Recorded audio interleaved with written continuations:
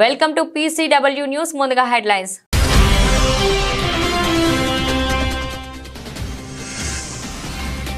Trump మరో సంచలన నిర్ణయం. 5.5 లక్షల మంది లీగల్ స్టేటస్ క్యాన్సిల్.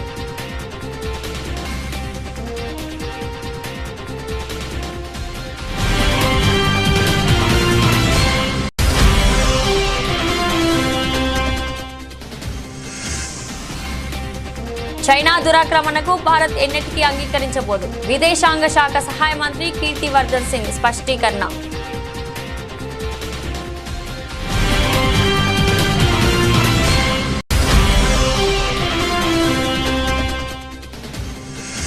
ఆర్టికల్ 370 రద్దుతో కాశ్మీర్లో శాంతి నెలకొందన్న అమిత్ షా. ఉగ్రవాదం విషయంలో యువత ప్రమేయం దాదాపు కనుమరుగైందన్న వెల్లడి.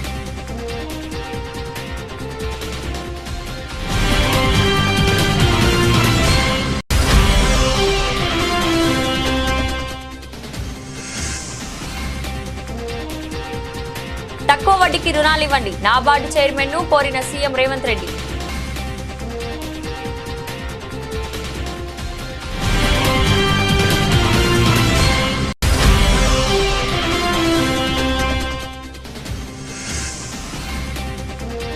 మైనర్ల జోలికొస్తే రౌడీ షీట్. పోలీసు ఉన్నతాధికారులతో హోంమంత్రి అనిత సమీక్ష.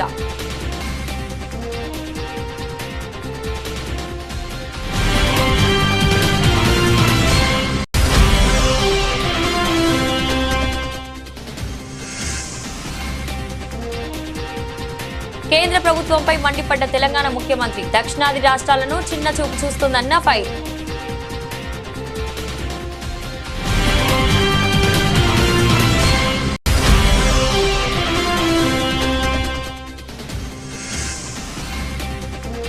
డీలిమిటేషన్ ప్రక్రియ గురించి మోదీకి జగన్ లేఖ.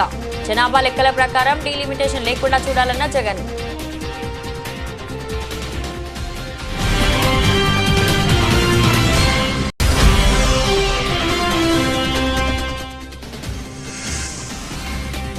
డీలిమిటేషన్ పై మండిపడ్డ బీఆర్ఎస్ వర్కింగ్ ప్రెసిడెంట్. ప్రజాస్వామ్యం మందబలం ఆధారంగా నడవరాదు అని పేర్కొన్న కేటీఆర్.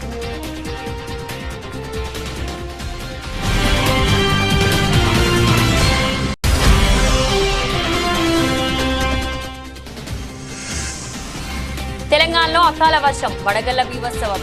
రాష్ట్రంలో పలు ప్రాంతాల్లో తేలికపాటి నుంచి ఓ మోస్తరు వర్షం.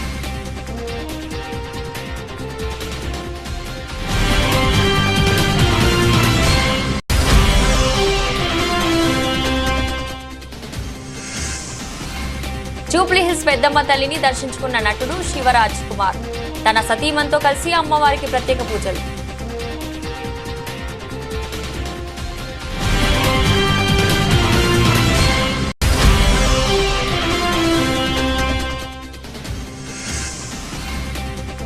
నేటి నుంచి IPL మహాసంగ్రామం. ఈడెన్ గార్డెన్స్ లో KKR RCB మధ్య తొలి మ్యాచ్.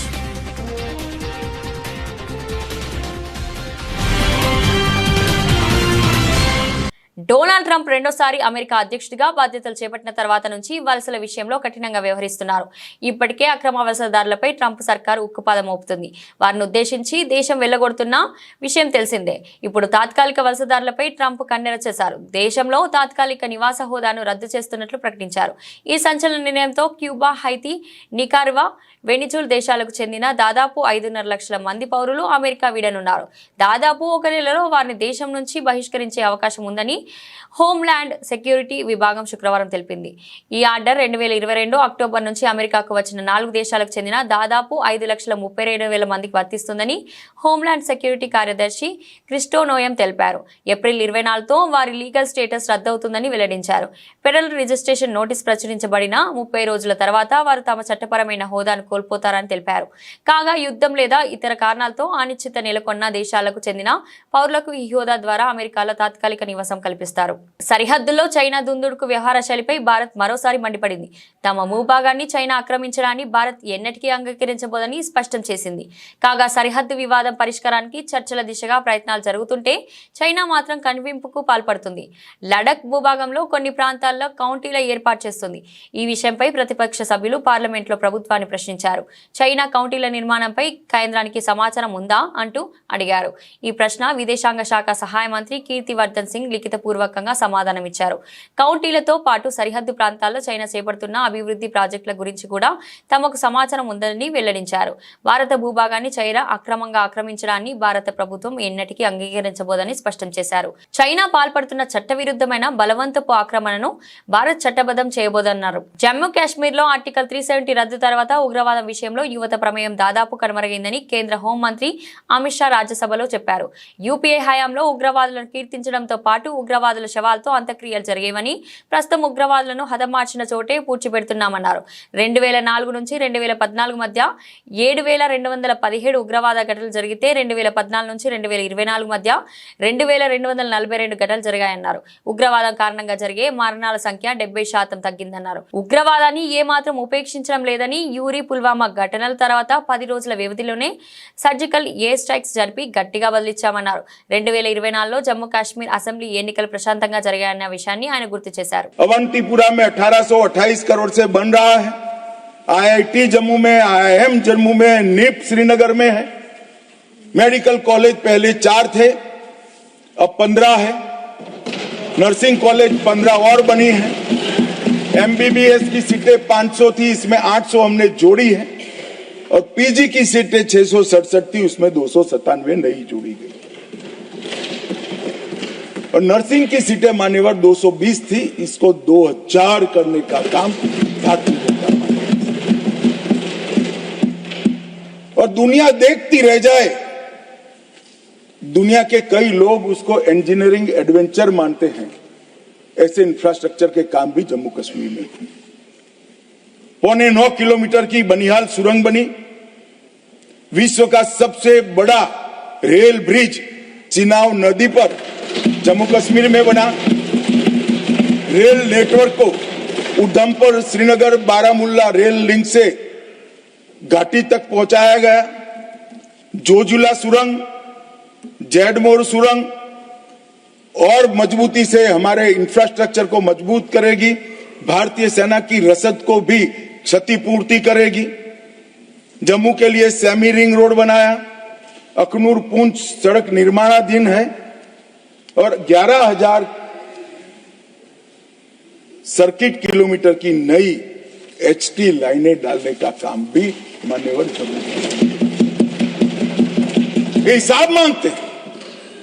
क्या हुआ 370? साहब हिसाब तो इनको दिया जाता है, नजारा तो उनको दिखाया जा सकता है जिनकी नजरें साबुत हो. जो काला चश्मा पहनकर आंखें मूंद कर बैठते हैं उसको विकास नहीं दिखा सकते. గ్రామీణ ప్రాంతాల మౌలిక సదుపాయాల అభివృద్ధి నిధి కింద తక్కువ వడ్డీకి రుణాలు అందించాలని CM Revanth Reddy NABARD chairman KV షాజీని కోరారు. సూక్ష్మ నీటిపారుదల రంగానికి చెందిన నిధులను కేటాయించాలని విజ్ఞప్తి చేశారు. సీఎం రేవంత్ రెడ్డితో పాటు షాజీ భేటీ అయ్యారు. ఈ సందర్భంగా సీఎం మాట్లాడుతూ సహకార సంఘాలను బలోపేతం చేయాలని, కొత్తగా మరికొన్ని ప్రాథమిక వ్యవసాయ సహకార సంఘాల ఏర్పాటు చేయాలని నాబోర్డ్ చైర్మన్ కు విజ్ఞప్తి చేశారు. అలాగే స్వయం సహాయక సంఘాల మహిళల కోసం ప్రత్యేక పథకానికి రూపకల్పన చేయాలన్నారు. ఐకేపీ గోదాములు, రైస్ మిల్లులను నాబోర్డుకు అనుసంధానం చేసి రాష్ట్రంలో మిల్లింగ్ సామర్థ్యం పెంచేందుకు సహకరించాలని సీఎం కోరారు. ఈ ఆర్థిక సంవత్సరంలో మంజూరైన నాబోర్డు పథకాల నిధులు మార్చి 31గా వినియోగించుకోవాలని అధికారులకు సూచించారు. వచ్చే ఆర్థిక సంవత్సరంలో వీలైనంత ఎక్కువగా నాబోర్డు పథకాలను ఉపయోగించుకోవాలన్నారు.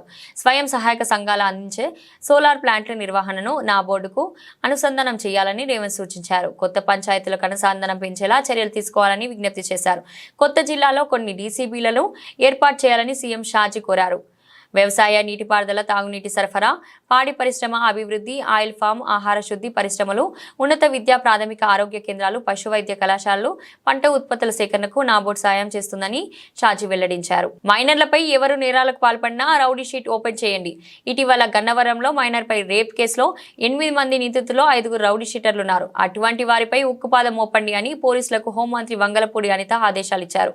రాష్ట్రంలో శాంతి భద్రతలపై డీజీపీ హరీష్ కుమార్ గుప్తా, ఇతర పోలీసు ఉన్నతాధికారులతో మంగళగిరిలోని రాష్ట్ర పోలీస్ హెడ్ క్వార్టర్స్లో హోంమంత్రి సమీక్షించారు. మహిళలపై నేరాలు తీరుతెన్నులు కట్టడిపై జిల్లాల ఎస్పీలతో వీడియో కాన్ఫరెన్స్లో ద్వారా చర్చించారు. మహిళలపై నేరాలు కట్టడికి కట్టుదిట్టమైన చర్యలు చేపట్టాలని చెప్పారు. సైబర్ నేరాల కట్టడికి అధునాతన టూల్స్ ప్రయోగిస్తే ఈ సమస్యకు ఏపీ పోలీస్ శాఖ నుంచి మెరుగైన పరిష్కారం లభించే అవకాశం ఉందన్నారు. శాంతి భద్రతల ఏడీజీ మధుసూదన్ రెడ్డితో పాటు సీనియర్ అధికారులు పాల్గొన్నారు. దానికైతే మీ అందరికీ కూడా congratulations. First thank you so much for that all situations. ముఖ్యంగా ఏంటంటే నేను ఈరోజు మీటింగ్ పెట్టడానికి కూడా మీకు తెలిసి ఎవ్రీ 3 months ఒకసారి కంపల్సరీ మీ అందరితో ఇక్కడ మాట్లాడి మీ అవుట్ బుక్స్ అదేవిధంగా వే ఫార్వర్డ్స్ ఇవన్నీ కూడా తీసుకోవాలి అని ఒక సిస్టమ్ పెట్టుకున్నాం. As of that periodical meeting లో భాగంగానే ఈరోజు ఒక meeting. At the same time మనకి 25th and 26th collectors and SP's conference ఉంది కాబట్టి గౌరవ సీఎం గారు మనకి ఆ మీటింగ్ కూడా అరేంజ్ చేశారు. సో ఆ రోజుకి కూడా మనం అంతా కూడా ప్రిపేర్ గా ఉండాలి.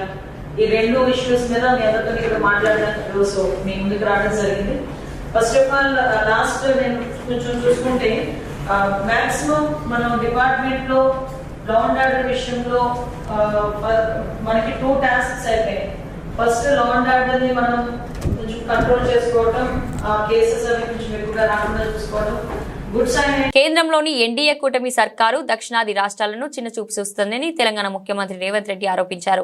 తెలంగాణ ప్రభుత్వం కేంద్రానికి పెద్ద మొత్తంలో పన్నులు చెల్లిస్తోందని, తిరిగి పొందుతున్నది మాత్రం స్వల్పమేనని చెప్పారు. రాష్ట్ర ప్రభుత్వం రూపాయి ఇస్తే కేంద్రం కేవలం 42 పైసలు మాత్రమే తిరిగిస్తుందని విమర్శించారు. అదే బీహార్కు మాత్రం రూపాయికి ఏకంగా 6 రూపాయలు తిరిగిస్తుందని చెప్పారు. ఈ మేరకు శనివారం చెన్నైలో స్టాలిన్ సర్కారు ఏర్పాటు చేసిన అఖిలపక్ష భేటీలో రేవంత్ రెడ్డికి ఈ వ్యాఖ్యలు చేశారు.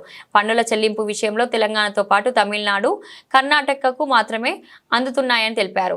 ఈ విషయంలో దక్షిణాది రాష్ట్రాలకు అన్యాయం జరుగుతుందని రేవంత్ రెడ్డి చెప్పారు. ఉత్తరాది రాష్ట్రాలైన ఉత్తరప్రదేశ్కు, మధ్యప్రదేశ్కు అందుతున్నాయని తెలిపారు. తెలంగాణలో వేగవంతమైన ఆర్థిక అభివృద్ధిని సాధించాం.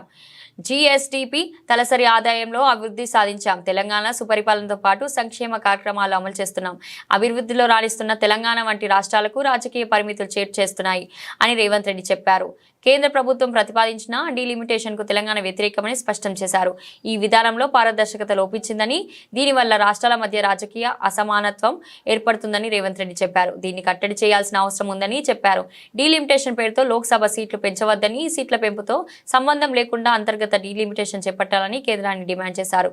1976లో కూడా లోక్సభ సీట్లు పెంచకుండానే డీలిమిటేషన్ జరిపారని రేవంత్ రెడ్డి గుర్తు చేశారు. ఇప్పుడు కూడా ఇదే పద్ధతిని అనుసరించాలని ప్రధాని నరేంద్ర మోడీ రేవంత్ రెడ్డి విజ్ఞప్తి చేశారు. We become spectacular South. We achieved fastest economic growth, bigger GDP, higher per capita income, job creation, best infrastructure development, better governance, and best social welfare. We contribute more to national exchequer and get lesser allocations. For ₹1 tax paid by Tamil Nadu, it get back 26 paisa. Likewise, Karnataka 16 paisa, Telangana 42 paisa, Kerala is 49 paisa. But when Bihar pays ₹1 tax, it gets ₹6 6 paisa. Uttar Pradesh gets ₹2 3 paisa. Madhya Pradesh gets ₹1 73 paisa. We are one country. We respect it. But we cannot accept this proposed delimitation because of it will politically limit us. It will punish us for being performing states.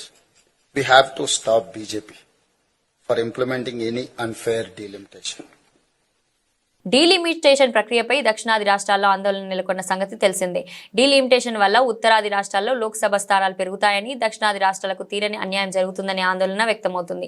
ఈ నేపథ్యంలో ప్రధాని మోదీకి YCP అధినేత జగన్ లేఖ రాశారు. ప్రస్తుత జనాభా లెక్కల ప్రకారం డీలిమిటేషన్ కారణంగా పార్లమెంట్లో దక్షిణాది రాష్ట్రాల భాగస్వామ్యం ఖచ్చితంగా తగ్గుతుందని, అందుకే జనాభా లెక్కల ప్రకారం డీలిమిటేషన్ లేకుండా చూడాలని కోరుతున్నామని లేఖలో జగన్ పేర్కొన్నారు. పార్లమెంట్లో తీసుకునే నిర్ణయాల్లో అన్ని రాష్ట్రాలకు సమాన భాగస్వామ్యం కల్పించేలా ఉండాలని జగన్ చెప్పారు. అందుకే దక్షిణాది రాష్ట్రాల ఎంపీ సీట్లు తగ్గకుండా చూడాలని కోరారు. ఏ రాష్ట్రానికి ప్రాతినిధ్యం తగ్గకుండా డీలిమిటేషన్ కసరత్తు జరగాలని కేంద్రాన్ని కోరుతున్నానని చెప్పారు. మరోవైపు డీలిమిటేషన్ ప్రక్రియను వ్యతిరేకిస్తూ తమిళనాడు ముఖ్యమంత్రి స్టాలిన్ అధ్యక్షతన చెన్నైలో అఖిలపక్ష సమావేశం జరుగుతుంది. ఈ నేపథ్యంలో జగన్ ఆదేశాల మేరకు ఈ లేఖల సారాంశాన్ని డీఎంకేకి వైవి సుబ్బారెడ్డి పంపించారు. డీలిమిటేషన్ పై బీఆర్ఎస్ వర్కింగ్ ప్రెసిడెంట్ కేటీఆర్ మండిపడ్డారు. ప్రజాస్వామ్యం మందబలం ఆధారంగా నడవరాదు అని పేర్కొన్నారు. చెన్నైలో జరిగిన దక్షిణ భారతదేశ రాష్ట్రాల పార్టీల సమావేశానికి కేటీఆర్ హాజరై మాట్లాడారు. డీలిమిటేషన్ వల్ల అనేక నష్టాలు, కేంద్ర ప్రభుత్వ వివక్షపూరిత విధానాలు దక్షిణాది రాష్ట్రాలకు అనేక నష్టాలు, దేశ అభివృద్ధి కోసం పనిచేసేందుకు వల్ల ఇవాళ నష్టం జరుగుతుంది. మనమంతా ప్రపంచంలోనే అతిపెద్ద ప్రజాస్వామ్య వ్యవస్థలో ఉన్నాం. ప్రజాస్వామ్యం మందబలం ఆధారంగా నడవరాదు అని పేర్కొన్నారు. When Mr. Vijayan spoke about tyranny of majority, sir, we understand what exactly it means to come out of a larger setup and create a small state. We fought against Delhi, and we fought against the forces for about 14 years to achieve our dream. A long fraught battle it was.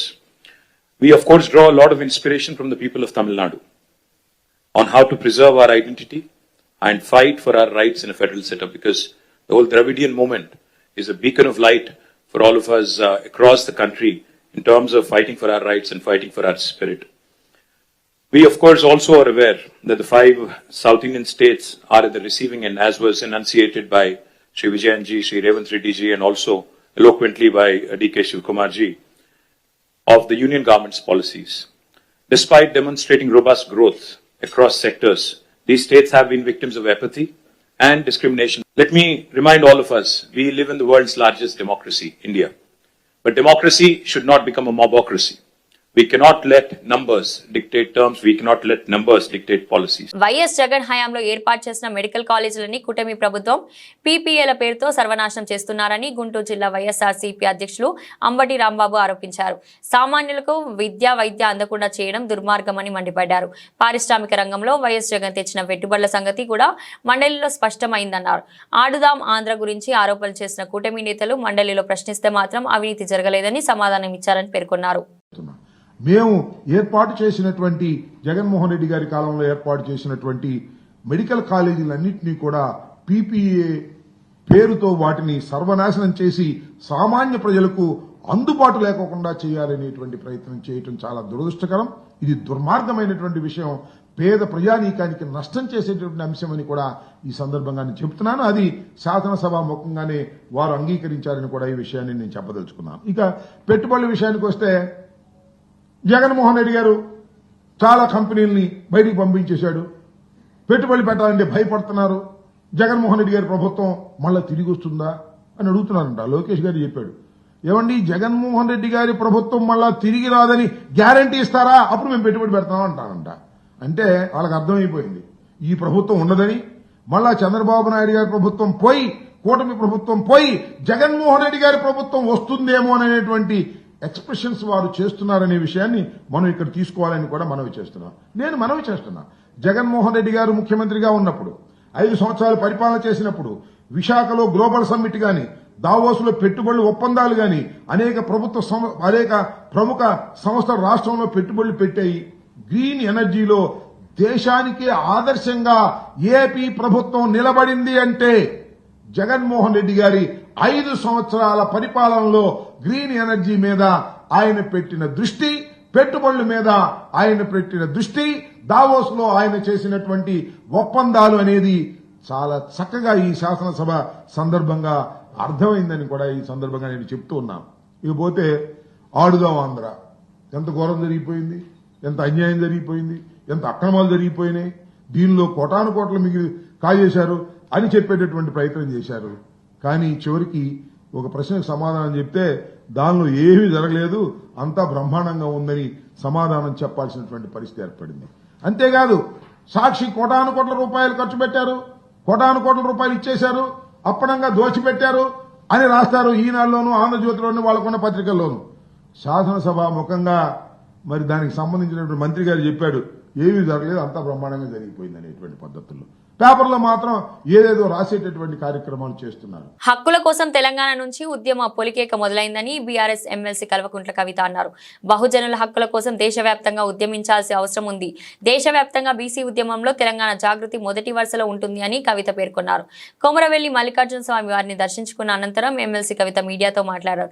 BC బిల్లులు ఆమోదం పొందితే మొక్కు చెల్లించుకుంటానని గతంలో ప్రకటన చేశాను. చట్టసభల బిల్లులు ఆమోదించిన నేపథ్యంలో కొమరవెల్లి మొక్కుతీ చెల్లించుకున్నానన్నారు.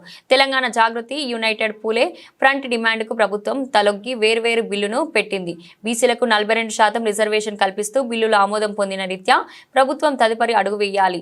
చట్టాలను కేంద్రం నుంచి ఆమోదించుకొని అమలు చేసేందుకు ప్రణాళిక రూపొందించాలి అని కవిత పేర్కొన్నారు. ఇవాళ ప్రభుత్వాన్ని మేము కోరేది ఒకటే, ఫస్ట్ డిమాండ్ బహుజనులందరికీ కూడా ఈ భారతదేశంలో విముక్తి కలగాలని చెప్పి ప్రయత్నం చేసి బాబాసాహెబ్ అంబేద్కర్ గారికి కూడా స్ఫూర్తిదాయకంగా నిలిచినటువంటి మహనీయుడు జ్యోతిబా పూలే విగ్రహాన్ని ఎట్టి పరిస్థితుల్లో తెలంగాణ రాష్ట్ర అసెంబ్లీలో పెట్టాలనేటటువంటిది ప్రథమ డిమాండ్గా మేము ప్రభుత్వానికి తెలియజేస్తా ఉన్నాం. రెండవది, బీసీల ఉద్యమానికి తలొగ్గి మీరు మేనిఫెస్టోలో పెట్టినటువంటి 42% రిజర్వేషన్ బిల్ ఏదైతే అసెంబ్లీలో మండలిలో ప్రవేశపెట్టినారో దానికి అక్కడే ఆగకుండా నెక్స్ట్ అడుగు ఏదైతే ఉందో ఢిల్లీ వరకు వెళ్లి సాధించుకోవడానికి ప్రభుత్వం అన్ని విధాలుగా చిత్తశుద్ధితో ప్రయత్నం చేయాలని డిమాండ్ చేస్తా ఉన్నాం. ఉమ్మడి రాష్ట్రంలో తెలంగాణ కరువు. ప్రత్యేక తెలంగాణ రాష్ట్రంలో రైతుల ఆనందంపై మండలిలో బీఆర్ఎస్ ఎమ్మెల్సీ గోరంట్ల వెంకన్న పాట పాడి చెప్పారు.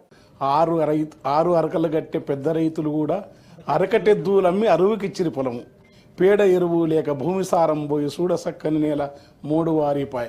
తేమ ఉండు దగ్గిన భూముల్లో సీమ కంపలు మెరుగెరా. వయ్యారి బామొచ్చి వరి మల్లె మొలిసింది. లొట్ట పీసు చెట్లు గెట్టున పెరిగినవి. తరి పొలము దగ్గింది బెరికలము మిగిలింది. సెలకంత మురమయ్యి గొలుకు గొలుకయ్యింది. కలమంద జమ్ముళ్ళురా తెలంగాణ కరువుకు గుర్తాయరా. గుక్కిచ్చి బోరు దుంకుతుంటే ఒక్కటన్నా మడి సిక్కగా దడవదు.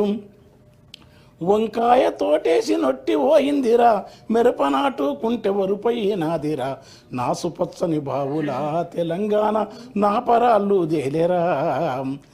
కంటె కానుపు కొరకు సస్తె బొంద కొరకు ఉలస పోయిన జనము వచ్చిపోతుంటారు. సావు పుట్టుకల మధ్య తప్పని పెళ్లికి ఇండ్ల సున్నాలేసి ఎగురంగ చేసేరు. పెళ్లి వెళ్ళిన నెలకురా ఇండ్లన్నీ పెంట కుప్పాలైతవి. దగ్గు దమ్ము టీబీ కక్కుడా బేదులతో 30 ఏండ్లక ఈడ ముసలితనం వస్తుంది. నెలకు 3కు పైగా పీనుగలు లేవంగా పల్లె చుట్టూ పాడె కట్టెలు బూడిదాయే. ఇల్లు శోకాలతో తెలంగాణ తెల్లారిపోతుందిరా. అలాంటి ఉద్యమాన్ని కేసీఆర్, జయశంకర్, కోదండరాం సార్ మొదలుకొని తెలంగాణ మహాసభ అవన్నీ ఇప్పుడున్న సార్ కూడా మంత్రి పదరాజు మనతో కలిసి పనిచేసినాడు. అనేక మంది కవులు. అది వచ్చిన తర్వాత ఆ రైతాంగం ఏ తిరగన అంటే మొక్కొస్తుంది కాదు. గలగల గల కాలువలల్ల మిలమిల సెందమామ చేతి కందినట్టు మనసెంతకొచ్చినట్టు. ఎంతలింత మార్పు ఏది కేసీఆర్ చూపే ఈ తూర్పు అని ఒక సూర్యకాంతి చూపినని రాసినాను నేను. తెలంగాణలోని పలు ప్రాంతాల్లో నిన్న తేలికపాటి నుంచి ఓ మోస్తారు భారీ వర్షాలు కురిశాయి. కొన్ని చోట్ల కురిసిన వడగళ్ల వర్షం రైతులకు తీరని నష్టాన్ని మిగిల్చింది. నిజామాబాద్, మెదక్, సిద్దిపేట, మంచిర్యాల, కుమ్మం, భీం, ఆసిఫాబాద్ జిల్లాల్లో పలు చోట్ల ఓ మోస్తారు వర్షం కురిసింది. నిర్మల్ జిల్లా మంతోల్లో అత్యధికంగా 2 సెంటీమీటర్ల వర్షం కురిసింది. వడగళ్ల వాన కారణంగా వరి, మామిడి పంటలకు తీవ్ర నష్టం వాటిల్లింది. కాగజ్ నగర్ పట్టణంలోని నాగం బస్తీలో ఇంటి గోడ కూలి చందేకర్ దౌలత్ అనే వృద్ధుడు మృతి చెందాడు. ఉపరితల ఆవర్తన ప్రభావంతో నిన్న ఉదయం నుంచి హైదరాబాద్ లో వాతావరణం చల్లబడింది. ఆకాశం మేఘావృతమై గరిష్ట ఉష్ణోగ్రత 35.8 డిగ్రీల పడిపోవడంతో ప్రజలకు ఉపశమనం లభించింది. నేటి నుంచి సోమవారం వరకు రాష్ట్రంలోని పలు ప్రాంతాల్లో వర్షాలు కురిసే అవకాశం ఉందని వాతావరణ శాఖ తెలిపింది. ముఖ్యంగా ఉమ్మడి ఆదిలాబాద్, కరీంనగర్, వరంగల్, ఖమ్మం, నల్గొండ, హైదరాబాద్, రంగారెడ్డి, మేడ్చల్, మల్కాజ్గిరి, సంగారెడ్డి, మహబూబ్నగర్ జిల్లాల్లో ఉరుములు, మెరుపులు, గాలులతో కూడిన వర్షాలు కురిసే అవకాశం ఉందని పేర్కొంది. కన్నడ చక్రవర్తి స్టార్ నటుడు శివ శివరాజ్ కుమార్ హైదరాబాద్ జూబ్లీ హిల్స్ లో పెద్దమ్మ తల్లిని దర్శించుకున్నారు. తన సతీమణితో కలిసి నేడు ఉదయం పెద్దమ్మ తల్లి ఆలయాన్ని చేరుకున్న శివరాజ్ కుమార్ అమ్మవారికి ప్రత్యేక పూజలు చేశారు. అనంతరం ఆలయ సిబ్బంది ఆయనకు తీర్థ ప్రసాదాలు అందించారు. ఇక శివరాజ్ కుమార్ ని చూసిన అభిమానులు ఆయనతో సెల్ఫీలు దిగేందుకు ఎగబడ్డారు. ఇటీవల క్యాన్సర్ నుంచి కోలుకున్న శివన్న మళ్లీ సినిమా షూటింగ్లలో పాల్గొంటున్నాడు. ప్రస్తుతం ఆయన రామ్ చరణ్ నటిస్తున్న RC16 ప్రాజెక్ట్ లో కీలక పాత్రలు నటిస్తున్నారు. ప్రస్తుతం ఈ సినిమా షూటింగ్ హైదరాబాద్ లో శరవేగంగా జరుపుకుంటుంది. ఈ సినిమాకు బుచ్చిబాబు సానా దర్శకత్వం వహిస్తుండగా స్పోర్ట్స్ డ్రామా నేపథ్యంలో ఈ సినిమా తెరకెక్కుతుంది. జాన్వీ కపూర్ ఇందులో కథానాయికగా నటిస్తుండగా AR రెహమాన్ సంగీతం అందిస్తున్నాడు.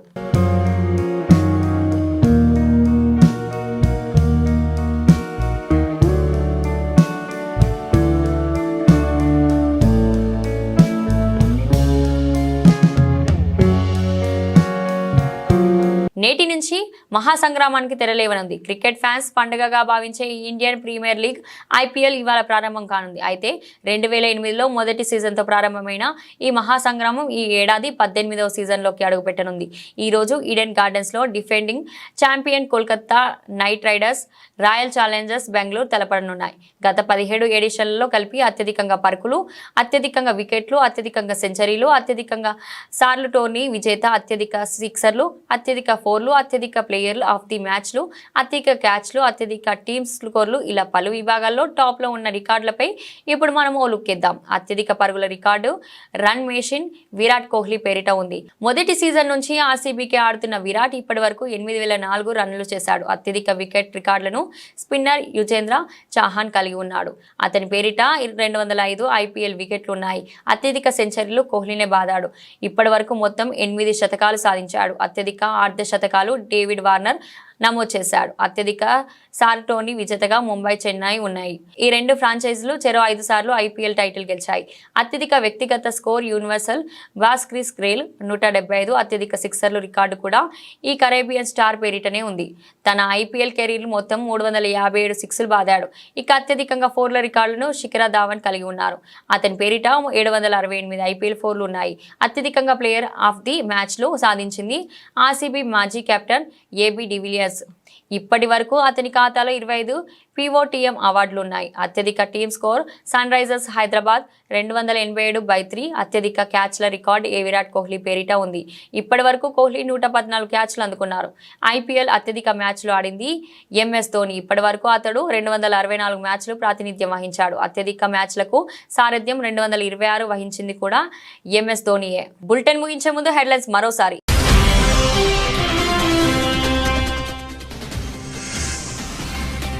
ట్రంప్ మరో సంచలన నిర్ణయం. 5.5 లక్షల మంది లీగల్ స్టేటస్ క్యాన్సిల్.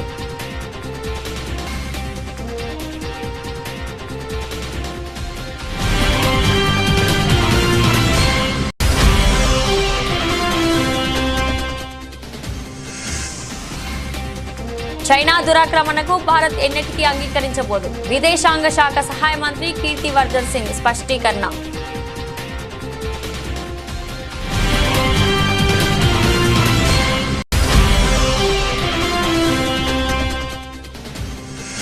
ఆర్టికల్ 370 రద్దుతో కాశ్మీర్లో శాంతి నెలకొందన్న అమిత్ షా. ఉగ్రవాదం విషయంలో యువత ప్రమేయం దాదాపు కనుమరుగైందన్న వెల్లడి.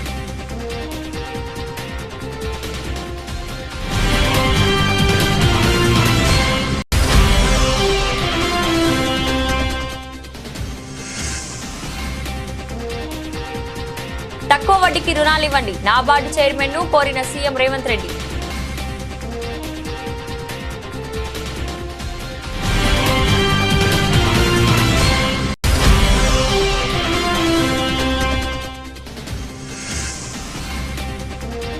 మైనర్ల జోలికొస్తే రౌడీ షీట్. పోలీసు ఉన్నతాధికారులతో హోంమంత్రి అనిత సమీక్ష.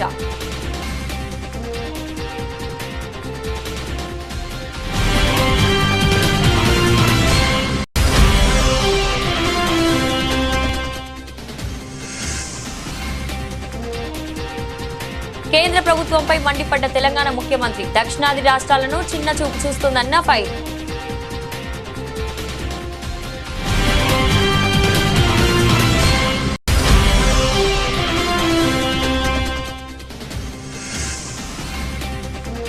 డీలిమిటేషన్ ప్రక్రియ గురించి మోదీకి జగన్ లేఖ. జనాభా లెక్కల ప్రకారం డీలిమిటేషన్ లేకుండా చూడాలన్న జగన్.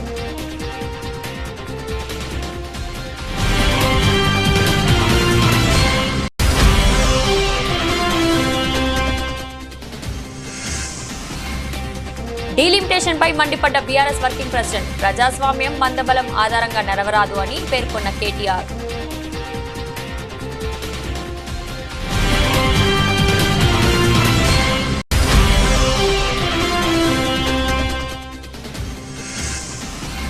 తెలంగాణలో అకాల వర్షం, వడగళ్ల బీభత్సవం. రాష్ట్రంలో పలు ప్రాంతాల్లో తేలికపాటి నుంచి ఓ మోస్తరు వర్షం.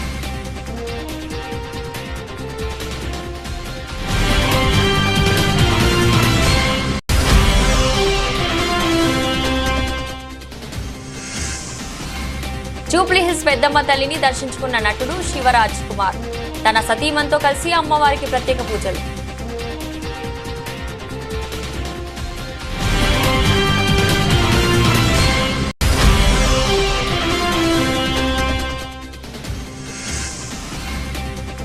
నేటి నుంచి ఐపీఎల్ మహాసంగ్రామం. ఈడెన్ గార్డెన్స్ లో కేకేఆర్ ఆర్సీబీ మధ్య తొలి మ్యాచ్.